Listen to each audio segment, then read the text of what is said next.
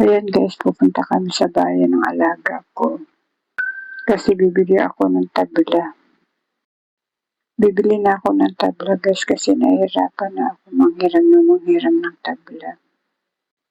Sana maabutan ko pa yung tabla guys kasi nung kailan lang nagtanong ako doon, isa na lang yung natirang tabla. Sana maabutan ko pa ngayon.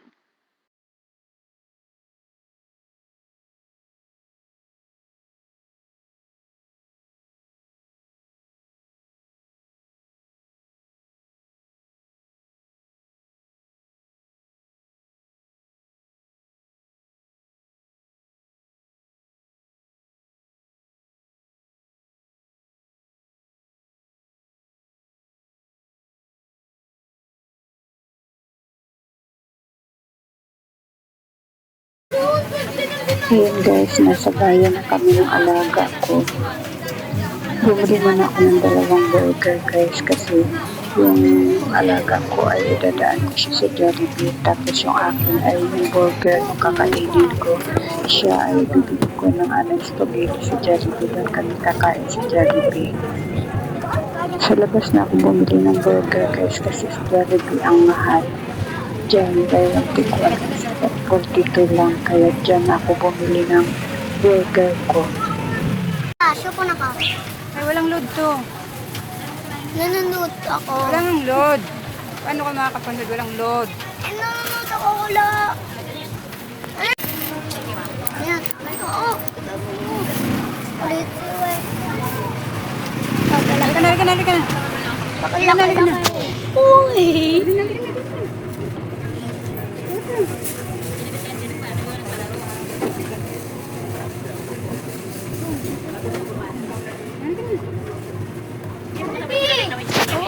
Oo nga. Yeah.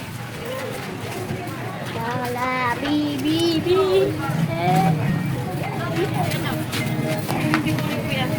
Parehas din naman.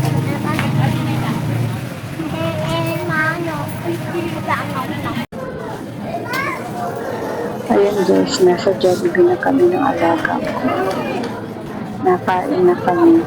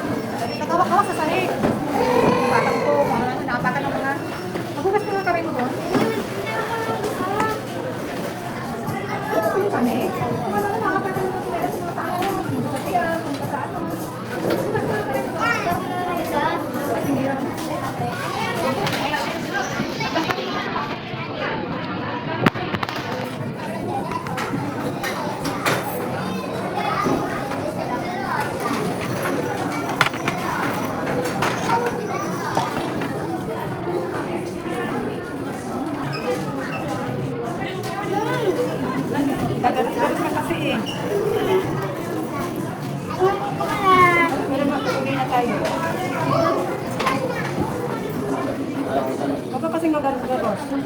Kain mo. Akan to ah.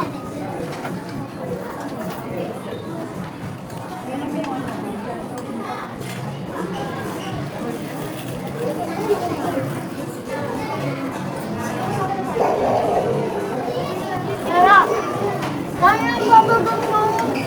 Inay, kaya ang babagong mo.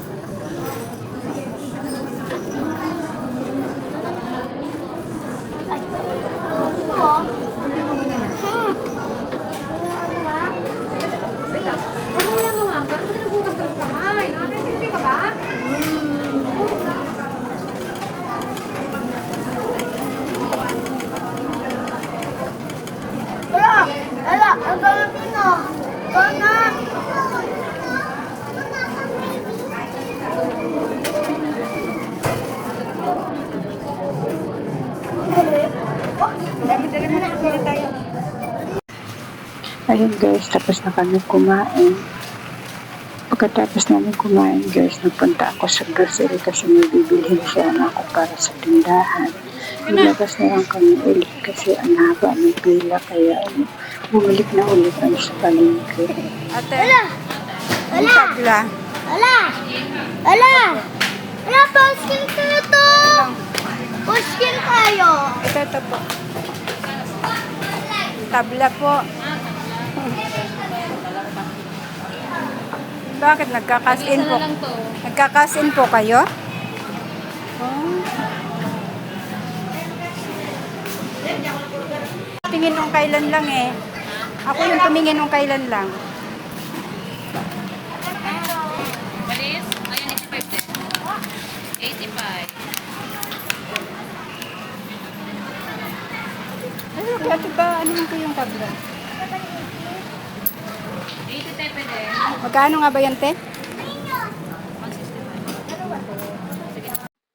Ayan guys, sa wakas nakabili na rin ako ng tabla. Hindi na ako manghihiram ng tabla. Ayan, pagkatapos ng bumili niyan guys ng tabla ay papunta na kami sa sakayan ng tricycle papunta sa amin.